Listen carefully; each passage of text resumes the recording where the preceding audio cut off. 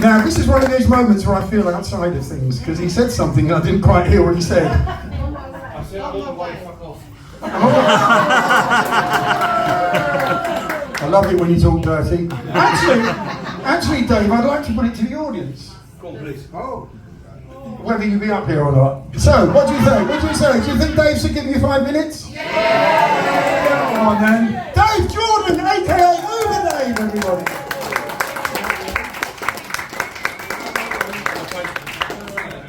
I'll be back in a minute.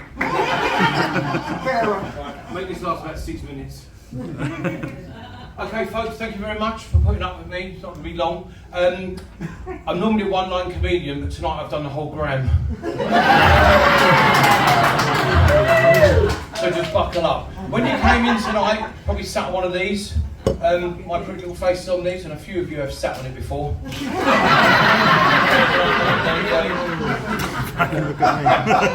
This is raising awareness for a disability charity that's just around the corner here in Barnet.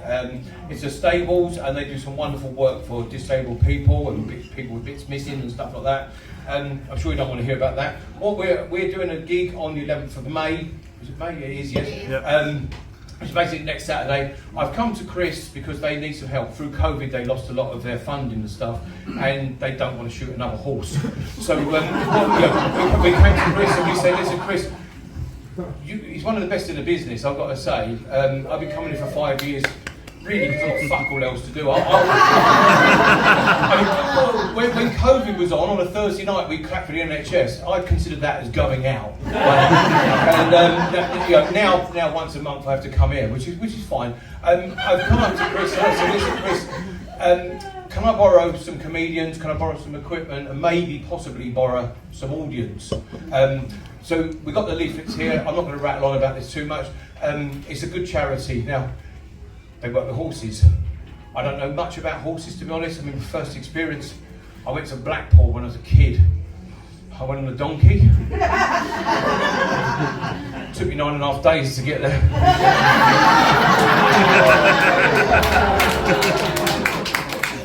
I've also got an interesting fact about horses. Remember the actor back in the 80s? Christopher Reeve. Thank you. Yep. Thank you. He's reading my fucking script. I don't know if any of you know, he actually fell off a horse, and later on in life he died of his own injuries. Yeah, you remember that? Very sad, isn't it? So technically a horse killed Superman. Alright, I'm not going to put that in next week's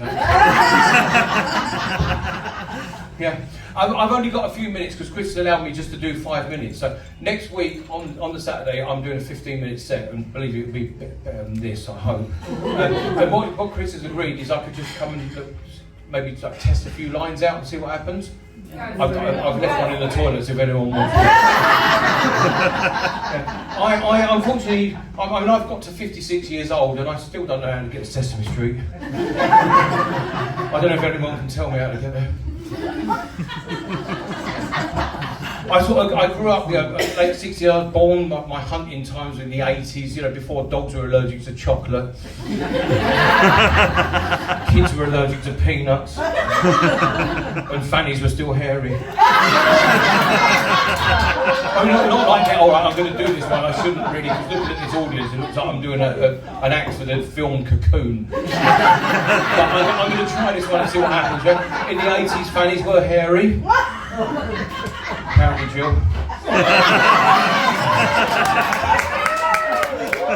In the 90s, we had the landing strip. In 2000s, they were bald. In 2020, cock. Yeah, that's how women have evolved, isn't it? You probably guessed I'm probably single. This is like my sexy sort of gig I'm going to do. I do have trouble meeting women. I'm not gay, by the way, I just have trouble meeting women. And the reason is, I've got a real phobia about meeting fathers-in-law. So I date black girls. No,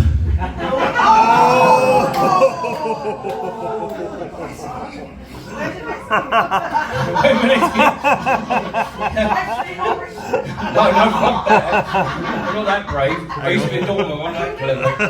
I've tried a few dating apps. I looked on one once upon a time, and I've got the notes here of what this girl actually said.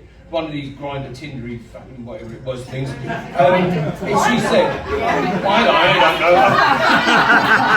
I'm dyslexic, you know. I'll give anything a go. So, this is her act, and this is what it said. It said, I'm looking for a man that can make me shiver, sweat, and ache in bed the next day. I thought the only chance I've got of doing that is giving her flu.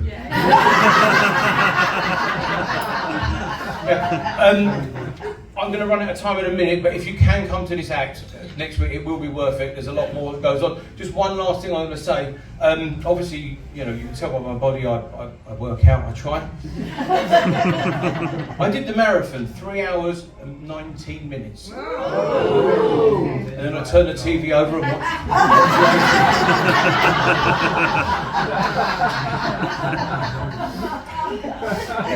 But I got to say, I have joined the gym. Yeah, I have, and I went, but I didn't say I'd go, I just said I'd join one, when I went for the induction, the guy said, you know, what do you want to improve? Where do you fucking start? You know, that's up to him, isn't it?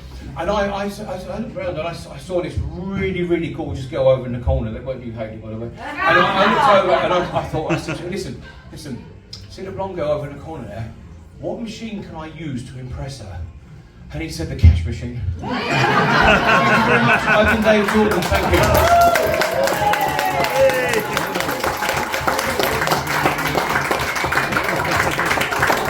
Hey, give it up.